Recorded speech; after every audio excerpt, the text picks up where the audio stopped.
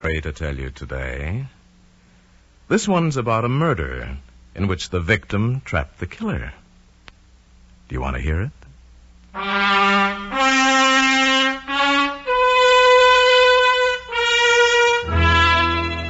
Now starring Paul Frees as your teller of tales. Another story from The Black Book.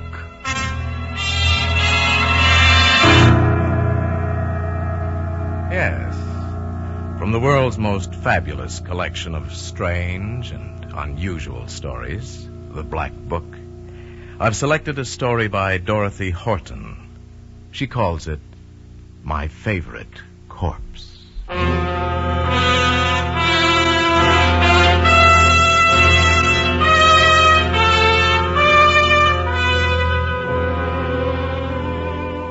Artie Paul said goodnight to Lil. Then he walked across town to his hotel. Lil's kiss was still heavy against his lips. Artie smiled as he remembered the pleasures of the evening. Now for tonight it was ended. But there'd be more evenings like this, many more. At the hotel he bought a pack of cigarettes, said goodnight to the desk clerk, and went up to his room. He let himself in, flicked on the lights, then placed a telephone call to Long Island. While he waited, he whistled softly through his teeth. There was just one obstacle in the way of complete happiness for Artie. Just one. A voice answered on the other end of the line. Hello? Jenny, this is Artie. I just finished that work for the office. Oh, that's nice, dear. I didn't realize how late it was until just now. I've decided not to drive home so late at night. I'll stay at the Tarleton. Well, whatever you think, dear. If it doesn't seem wise to come home, then you'd better stay in town. I think it's best, Jenny. I'm pretty tired. Call you in the morning from the office, okay? All right, dear. Good night. And Arthur? Yes? Pleasant dreams, darling. Good night, Jenny. Arthur put up the receiver on the hook and sat staring out of the hotel window. Somewhere out there beyond the lighted city was his wife, Jenny. His devoted, faithful, understanding wife, whom he was going to kill. Artie wasn't sure just when he first planned to kill his wife, but it was shortly after he met Lil Nelson. It had been one of those electric things. Artie and Lil had met a few times for cocktails after he left the office in the evening before going home. At first, it had been merely an exciting flirtation, but quickly, frighteningly, it had grown to be much more. Now he saw Lil every day. He knew he was in love with her. Then finally, one evening, he told Jenny about it. But, Arthur, you're 15 years older than this girl. Jenny, look, we've been all over this. Arthur, it simply wouldn't work. Right now, she seems to mean a great deal to you. But it's just a crush. A passing fascination. Jenny, I'm sorry. I love Lil. I want a divorce. You're acting like a schoolboy, Arthur. I don't think we should talk about it anymore. Jenny, can't you understand what I'm saying? I'm going to leave you.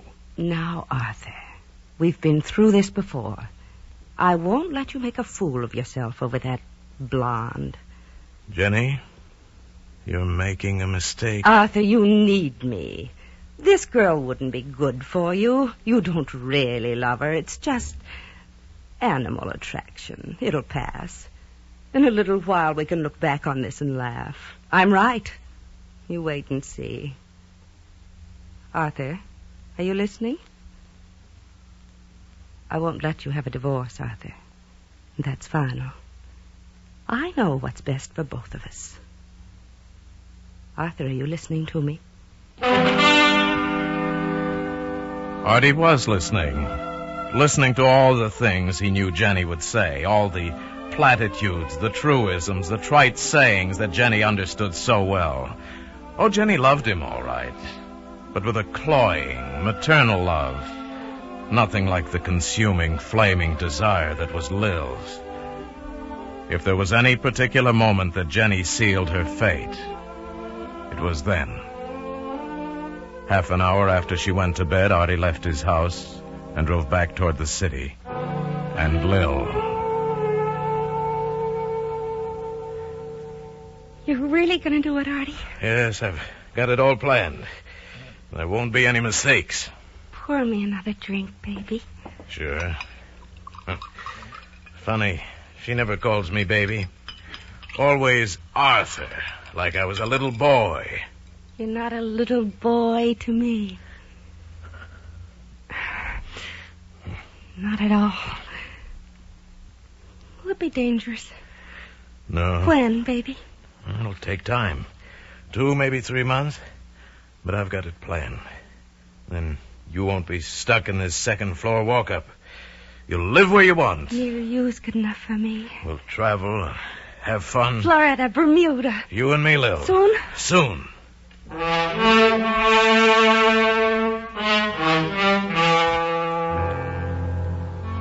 3 days after he made his decision, Artie bought a small .32 caliber gun. Then he began his period of stage setting. Lil was never mentioned in his home again. She stopped coming by the office to see him. There were no more cocktail rendezvous in the dark bar. And as time passed, people at the office forgot about her. The kidding died away.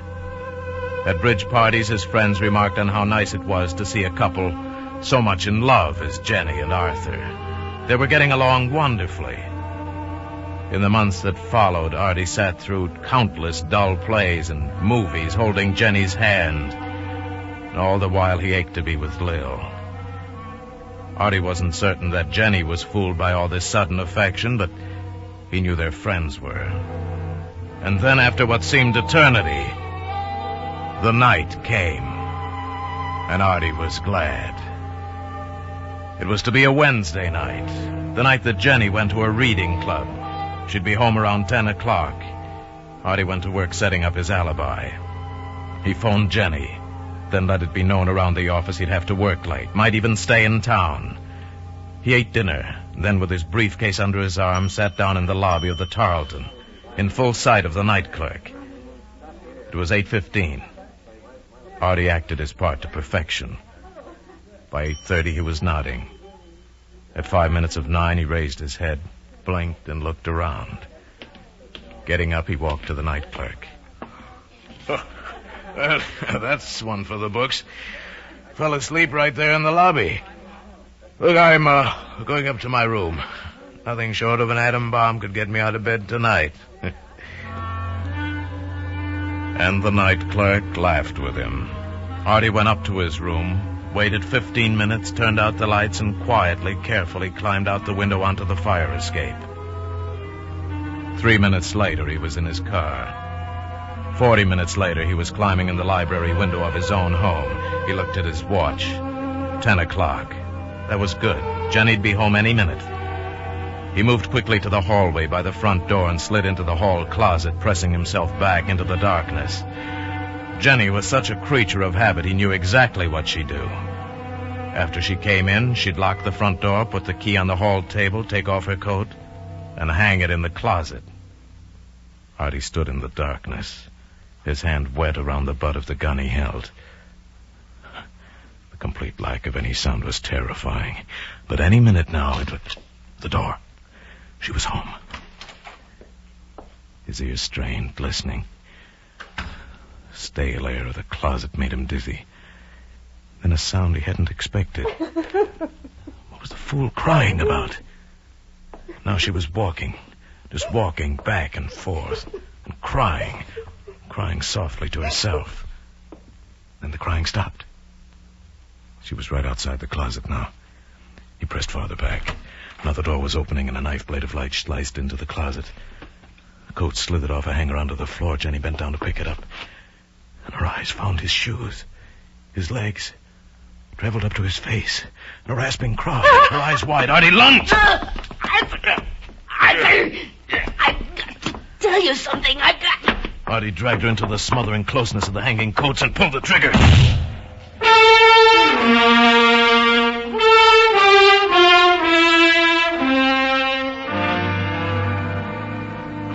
As he drove back into the city, Artie knew he'd been very clever. It would look like suicide. He'd pressed Jenny's lifeless fingers around the butt of the gun. It was lying on the floor now, close to her body. It was all so simple. After he parked the car, Artie started for the hotel. But as he walked, a sudden desire made him hesitate. If only he could see Lil for a second, she'd want to know. A few minutes later, he was climbing the back stairs to Lil's apartment. He found the door unlocked and opened it.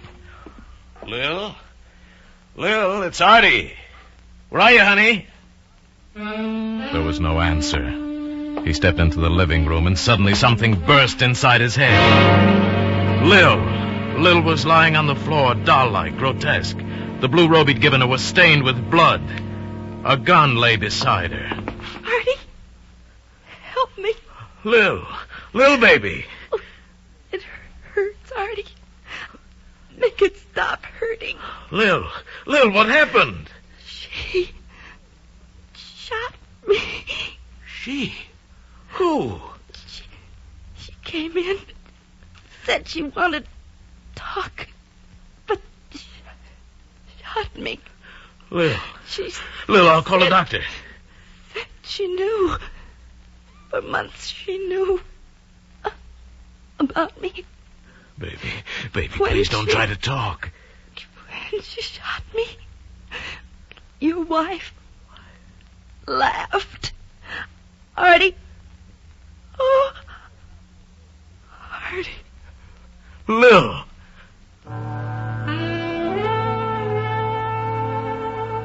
Artie got to his feet. Lil was dead. He picked up the gun. It was his gun. His gun. The one he'd always had around the house.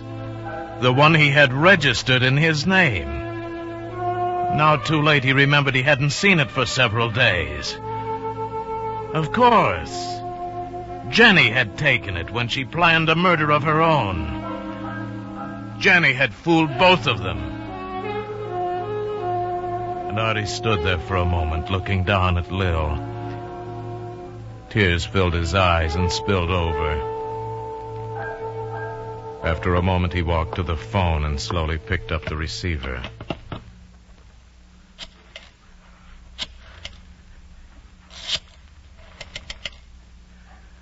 I want the police. Please, this is Arthur Powell. I want to report 2 murders. One at my home on Long Island, and the other here at the River Crest apartment.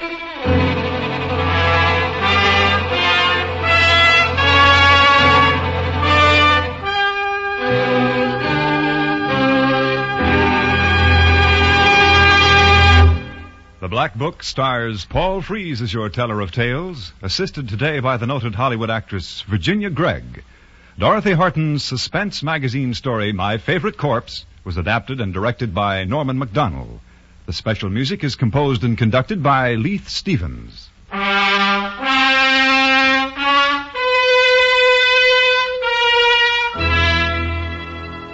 Next week, I'll have another story for you from The Black Book.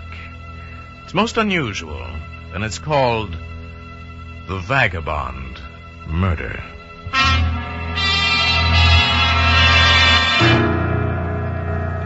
Oysters are in season every month that has an R in it. And Jack Benny's gang are in season whenever Sunday night rolls around. Listen in whenever you are in the mood for fun. Clarence Cassell speaking.